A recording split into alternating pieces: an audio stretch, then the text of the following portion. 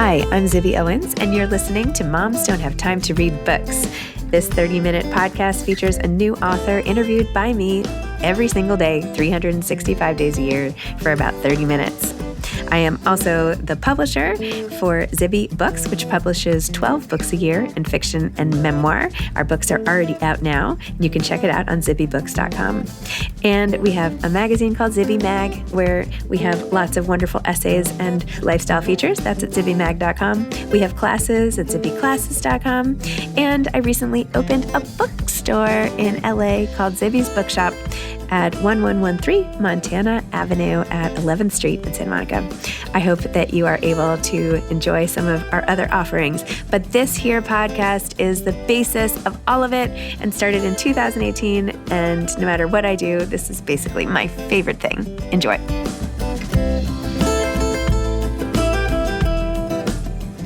Cara Natterson, MD, and Vanessa Kroll Bennett are co-authors of This Is So Awkward, Modern Puberty Explained. Cara Natterson, MD, is a pediatrician and New York Times bestselling author. Vanessa Kroll Bennett is a puberty educator and writer. Together, they host the Puberty Podcast, run Order of Magnitude, the leading brand dedicated to flipping puberty positive, and now they've written This Is So Awkward. Cara and Vanessa can be found on Instagram and TikTok at Spilling the Puberty. Get it? Pubertea. Perhaps their biggest cred, however, is that between them, they parent 6 teens. Welcome, Cara and Vanessa, to Moms Don't Have Time to Read Books to discuss This Is So Awkward, Modern Puberty Explained. I love this cover so much, by the way. This is amazing. So, Thank you. We're so happy to be here. Yay. This book is so great because it's really like written exactly for someone, for me, like my age. I've got my kids and it's so great because you're like, when we were young, and I'm like, yes, when we were young, this is the way it was. Like I feel so seen. I'm like, do they know like what my husband was like here? What I've done with my kids. Anyway, congrats on the book. Why write the book and why you two? Oh God. There's so many answers to that question. I think we'd start with the fact that we spend all day, every day together on Zoom across the country, thinking about, talking about, and helping people through the process of raising kids through puberty. This is like our ultimate mission, is to help people feel knowledgeable and empowered to tackle this stage of life, which is messy and overwhelming and confusing. And we want to help people feel like, okay, I can do this and I can do it with some joy and some laughter instead of feeling like, oh God, I'm just like, I'm victim to this time. We want people to feel really confident. And we wanted to write to a much bigger audience than parents. It's every adult who has a kid between 8 and 18 in their life.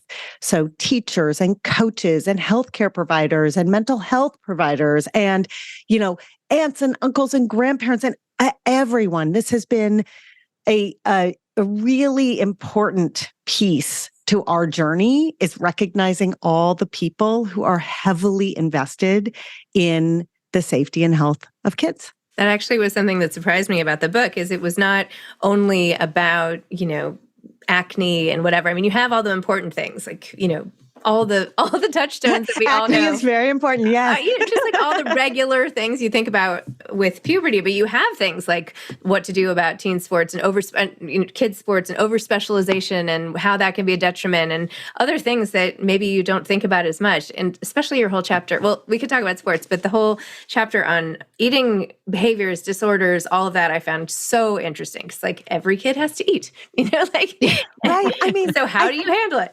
I think that the way to think about how we went about choosing topics to cover was we took the narrow definition of puberty, right? Mm-hmm. Which is just the path through sexual maturation. Yep. And that's an easy set of chapters to cover because, my background as a pediatrician, Vanessa's background as a puberty educator, it's a very easy path to go through.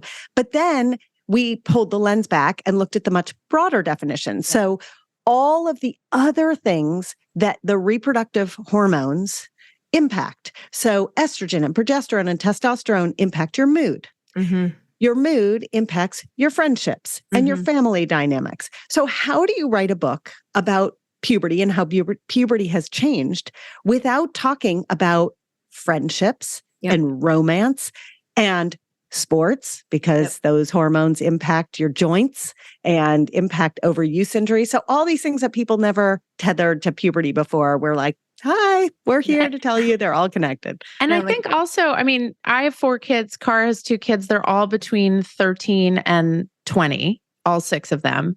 And we were thinking about our lives. I mean, the book is totally based in science and data and research, but it's also informed by us as human beings and as parents. And we were thinking about, God, what are the things day to day that like no one thinks about as puberty, but are really big deals? So the youth sports over specialization chapter affects both of us deeply and very personally. And I come from a background of coaching girls in sports. And we talked to people and we're like, do we keep this chapter? Do we cut this chapter? And everyone was like, no, keep it, because everyone deals with this and nobody thinks of it as a puberty thing, but it really is a big part of adolescence and supporting kids through adolescence. So that's just one example. But we just, we sat down and we thought about everything. I mean, I'm curious to be like, what were you shocked at any of the chapters or just pleasantly surprised by certain topics coming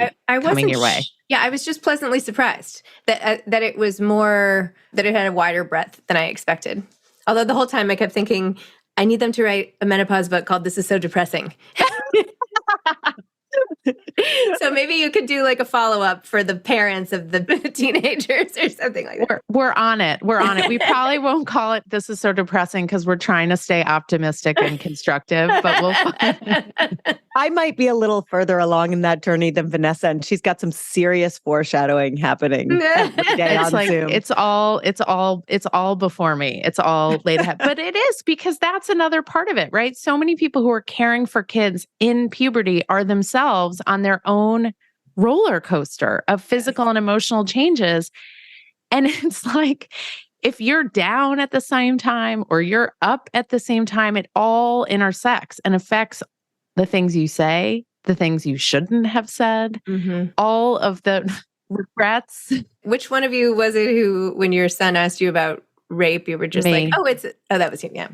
It was like 4 kids getting breakfast on a Saturday morning. And I cannot believe, as like an ardent feminist, that was how I responded to the question of rape. I'm like, still like, oh my God. My mea culpa is that I wrote about it in the book with such brutal honesty. But like, that's how it is. You're just getting by every day and doing your best. And we all screw up. I mean, Cara and I screw up every single day, multiple times a day. Well, maybe just once a day.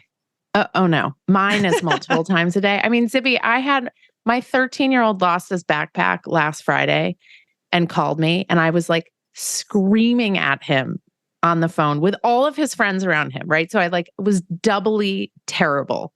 And then he got in the car and I was like, I am so sorry. I'm so sorry. I shouldn't have done that. It's not that big of a deal. And he was like, it's okay, Mom, you were allowed to be angry, but it's in the humanity of it. It's in the mess up and the go back and the repair of it where we really, I think, do our best work with kids in puberty. I had that too. I messed up the bus situation yesterday, and they were like on the bus, off the bus. I forgot to do the form right, blah, blah, blah. And like, you know, one of my kids got off the bus and just was like glaring at me. I was like, I know.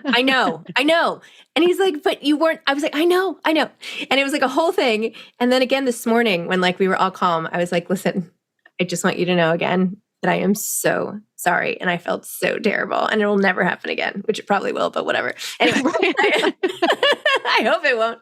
I mean, you have to fill out these forms every day. Anyway, yes, I think a big piece of parenting in general, regardless of age, is owning up to your mistakes and seeing, you know, that we're all human beings, especially, you know. But anyway, I love that you put that in the book, and like every little itsy bit that you put in about your own journeys was relevant. I was hoping we could go back to the eating disorders chapter and like sure. You even had all these really helpful Q&As about what are you supposed to say if you notice somebody avoiding a food group, if you see, you know, sneaking food wrappers and all of that stuff, which I used to do as a kid, I have to be honest. It was Me like too. hiding Hershey Kisses under my bed and stuff. So I was like, what should my mom have said? Like, what should I say if this happens? I mean, right, because we can give all the data in the world and we can set up the problem till the cows come home. But if we don't give solutions and we don't help people understand different ways through, there's not one way through, by the way, depending upon the family setup, depending upon the personalities in the house, depending upon age, depending upon all these different factors, health and all the social dynamics, everyone's path through, even through eating issues, which feel almost very binary, right? Like, here's how you avoid them here. No, there are different conversations. There are different levels of sophistication. There are different self-esteem drivers. Is your kid on social media or not? That's really going to change the way you have the conversation. So, the reason that we wrote this book together, I mean, other than the fact that we were looking for an excuse to spend yet another 5 million hours together on Zoom, was that my background and my strength is data and science and health and medicine. And Vanessa's superpower is understanding how to translate that into conversation, into action. And together, we've now had the opportunity to work together for years, to have a podcast together, to run workshops together, and to get direct feedback. I mean, my direct feedback started when I started seeing patients almost 25 years ago. But this is a very different and very important form of direct feedback when you put suggestions out into the wild. So when it comes to eating issues, the numbers are staggering. They are staggering. When you look at body dissatisfaction, if you think that this is a predominantly female issue, you are wrong. This has no gender. Half of all body image issues belong to people who identify as male, half belong to people who identify as female. And if you are on the gender spectrum, your risk of having an issue with how your body looks, whether it's body dysmorphia or eating disorder or whatnot, is significantly higher than if you are not on the gender spectrum. If you start digging into some of the specifics about what kids do and why, it doesn't take a rocket scientist to look at all the downward pressures in our society and all the drivers of that behavior, right? But that leaves the adults in these kids' lives feeling very helpless. And you're not helpless. If you are looking for spark notes of this book, it's one sentence: engage in conversation. That's it. Without judgment, without shame. And eating and body image is the very best example of engaging in conversation and beginning to understand how different kids that are in your lives feel about what's going into their body or how their body looks. And it's also the perfect example of places where we all bring our own stuff into the conversation. I mean, a lot of us struggle with body image stuff as well into adulthood. Many people still struggle with eating disorders well into adulthood. And so this is an example where our own baggage can be really difficult to leave behind in our conversations with kids. And one of the things we like to talk about in the book, and it's really, really critical with respect to body image stuff, is we can have our own internal monologue, right? We can look at our kid, and Zoe Bisbing, who ran the Full Bloom Project and now has an Instagram account called My Body Positive Home, talks about registering your own disgust when you look at your kid. Like, do not self-edit when you look at a kid and think, oh my God, that's not how I thought their body was going to turn out. Or like, oh my God, they're taking another helping of food when I just bought them new pants, right? Like, be really honest internally about how you are reacting to your kid's changing body. Just don't say it to your kid. Say it to your partner, say it to your therapist, say it to your best friend. Like, find a safe place to let that stuff out, but leave the comments to your kid as neutral, positive, supportive, empowering. And there's so many parts of puberty, not just body image, where like what we're thinking in our own minds is exactly what we don't want to say to a kid, but we have to make space somewhere in our lives for that internal monologue to come out. Because eventually it will come out somehow, somewhere, sometime, and it will come out sideways if we don't give it a chance to come out, in a safe, constructive way. And if you need a rationale for why you might approach a conversation that way, just flash back to your own transformation. Okay. Which, by the way, must I? Well, yeah. Oh, yes. Welcome to your here. past. We're here for you, Zibby. Thank you. Yours went safe space. Yes, exactly. Yours went twice as fast as this generation. I know. That was another thing about the book that I was like, oh gosh, really? Yes. So it's going twice as slow, and I have 4 kids. So I'm like, oh my God, that's like the rest of my life. It basically. Yes. I always say I wanted to call this book "Puberty is Like Taffy." Everyone else hated that title, but I love that title because it has just stretched and stretched and stretched. And so I want you to flash back to your own puberty, your own body transformation. A, it felt like forever and it was half as long as it is now. And B, you had no idea where it was going. You didn't know how tall you were going to be. You didn't know how curvy you were going to be. You didn't know how your hair texture was going to change or your hair color. You didn't know if you were going to have zits everywhere or no zits anywhere. You had no idea of any of it. And that is their same reality. And so when it comes to things like body image, sometimes we adults approach things as if they should have clarity that it's all going to be fine in the end. Well, first of all, that's really a very destructive approach, right? We don't know where any of it is landing. And second of all, their brains don't really care what's happening in another 5, 10, 15, 20 years. That is not their mental orientation. And so as you start to unwrap your own kind of layers of your own onion on all of this. And our advice is very strongly to leave those layers behind when you get into conversation with kids. But as you start to sort of think about your own experiences through and your own biases, you have to transport yourself back to that moment where you didn't know how it was going to all work out, because that's what they're living. Yeah. No fun. I did appreciate, by the way, you mentioned that we had no idea how tall we would be and all that stuff. I loved your calculator of how the equations of how tall. I was like, no way. So I'm like sitting there, like grab my phone. I'm like, calculator. It's what makes me popular at a cocktail party. Do you like this line? My mother always says to me, "You were supposed to be taller. You were supposed to be 5'9". I'm like, I'm really sorry. Like, I don't know what to tell you. So that's the thing. Even with the little calculator, we can end up, all of our expectations, our hopes and dreams of how they're going to turn out. It may just not happen that way, but it is a really fun. We spent a long time formatting that in the book, actually, because we wanted to make sure it was just right. The calculations look perfect. Just right. I took my daughter to the Barnes & Noble in Union Square the other day, and they have a Starbucks there. So she was ordering a refresher, which we've gotten like all summer long. I don't know if your kids my God. Yeah. So my daughter's obsessed. Right. With so refreshers. The barista was like, just so you know, there's as much caffeine in here as in an espresso. And I was like, what? There's caffeine in refreshers?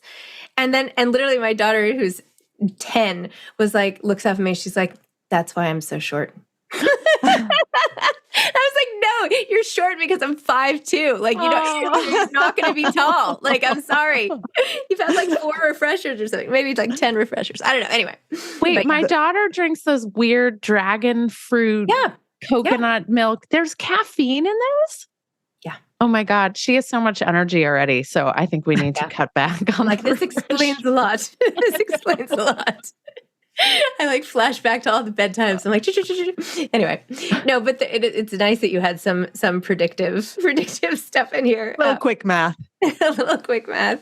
How do you prepare kids then while they're in the throes of it and things are changing? Now it's slower. There is no way to predict. It's hard for grown-ups to handle things that are out of our control. And I know you address a lot of things in this book with a great script, which I honestly found very, very helpful.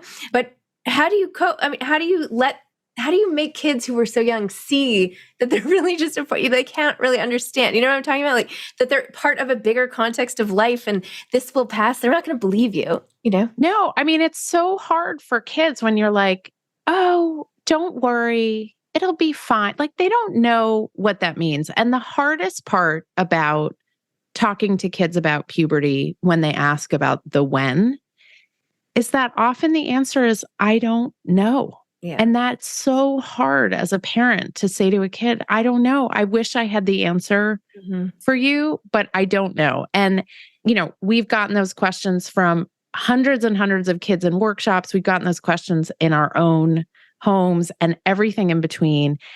And depending on the topic, there are some signs. So like a super common question is, how do I know when my daughter's going to get her period, right? That's like a really, really common question. And the short answer is, I don't know, but there are some signs and, there's some like goalposts along the way. With other stuff, it's like kids will say, when am I going to grow? Everybody else is taller than I am. When am I going to grow? And again, the short answer is, I don't know. But the longer answer is, we can talk to your pediatrician. We can check in. There may be stuff happening that we don't know as lay people, but a medical professional could actually give us some more information. And sometimes that's just a nice form of reassurance. I think that the most interesting part is being along for the ride in the discomfort with kids. Like that shows them two things. One, that you love them no matter what, whether they're, growing and blooming and glowing up, or whether they look the same as they did a year ago and are feeling crummy about it.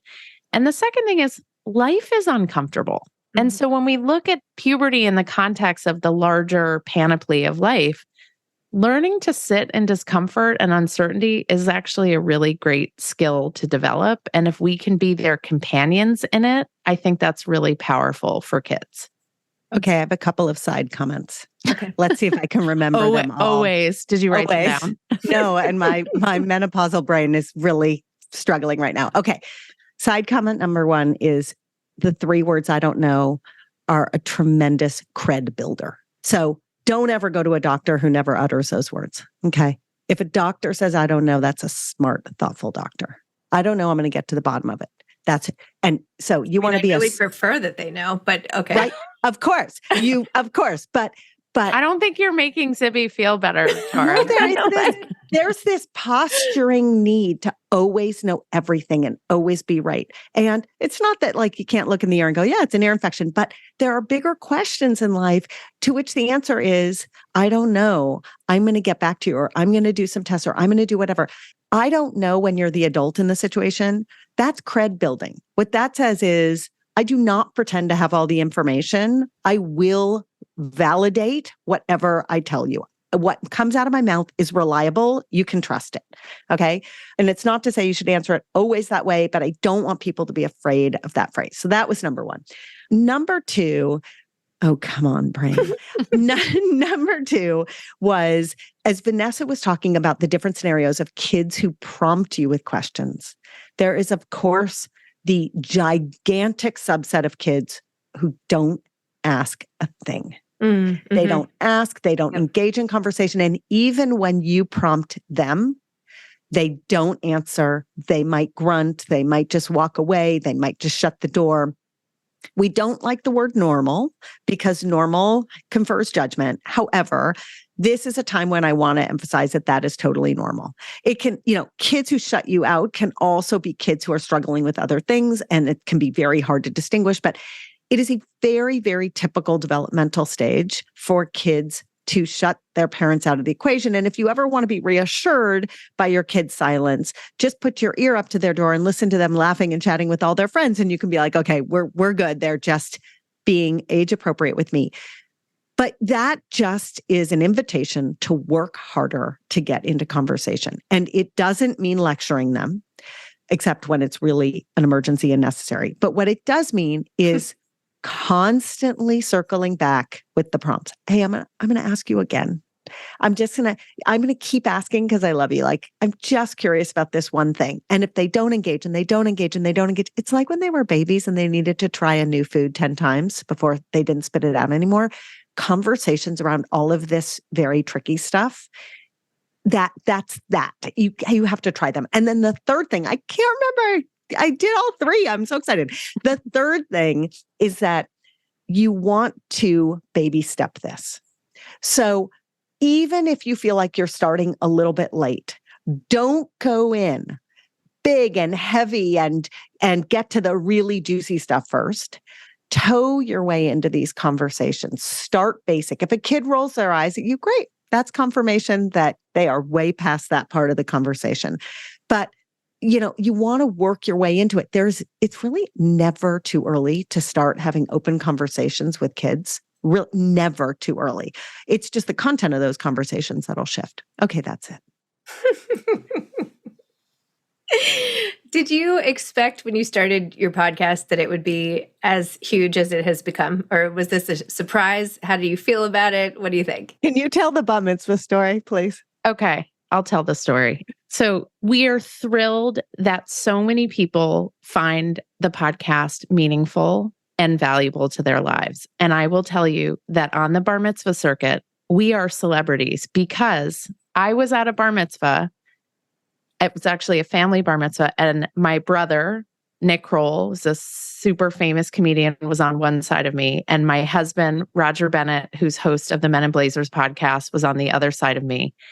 And a pack of women ignored my brother and ignored my husband and came up to me and were like, "Are you the Puberty Podcast? We are so excited to meet you." And I called Cara and I was like, "Okay, we're good. We just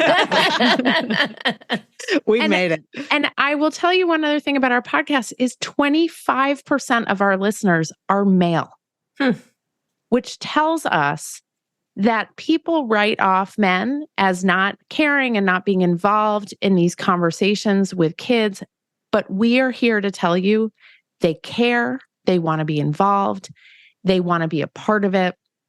So for people listening who are shouldering the burden themselves and feel like their partners or ex-partners or co-parents are not in on it, they can do this. And it's awesome for the kids in our lives if they are included. So yes, we are the puberty revolution. Zibby, you have to come on our podcast.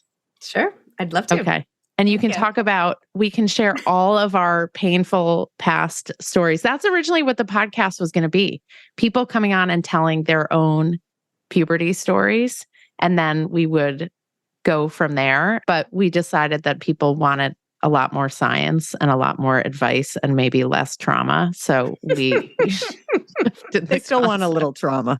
They love that. Yeah, they do like the trauma. From a book perspective, what is your advice for people who want to write a book with a friend or a colleague and don't know how to really do that in a good way?